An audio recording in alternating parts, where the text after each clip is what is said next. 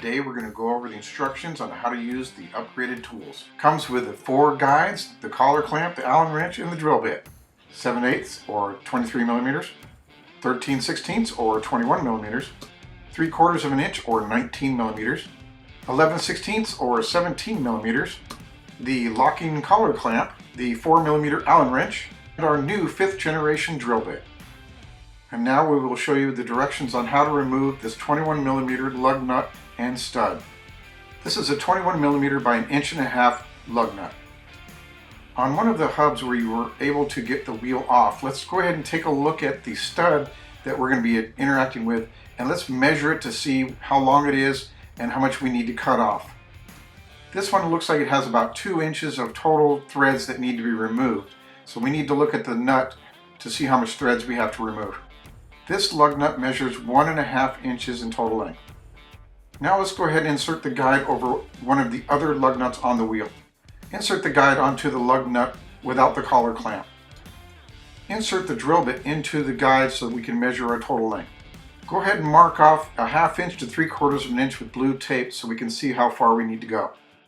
If the stud is spinning, remember we have this really nice notch so you can install an open-ended wrench to keep the wheel stud from spinning.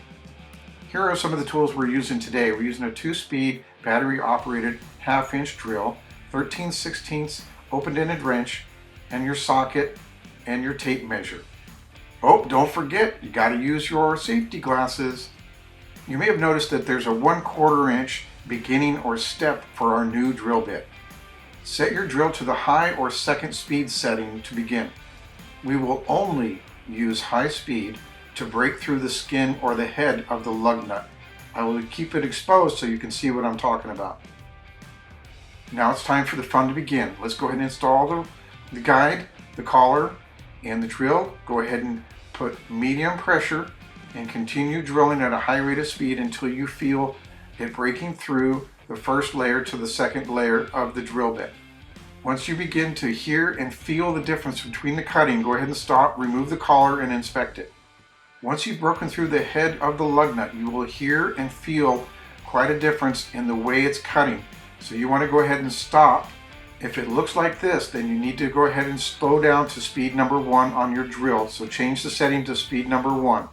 Continue using medium to firm pressure on a very slow speed or speed number 1 on your drill until you've reached the blue tape line. This is what it looks like when we've removed half of the threads of the lug nut. A majority of the time, this is all we need to do to get it off. So let's give it a try. Go ahead and install your wrench and try to remove the lug nut from the stud. Most of the time it will come off. If not, go ahead and repeat the process and continue drilling until you're able to get it off. We were able to get our lug nut off with only drilling out half the threads. Again, this is what we experience most of the time. But if you have to drill out the entire thing, no problem, just keep on going.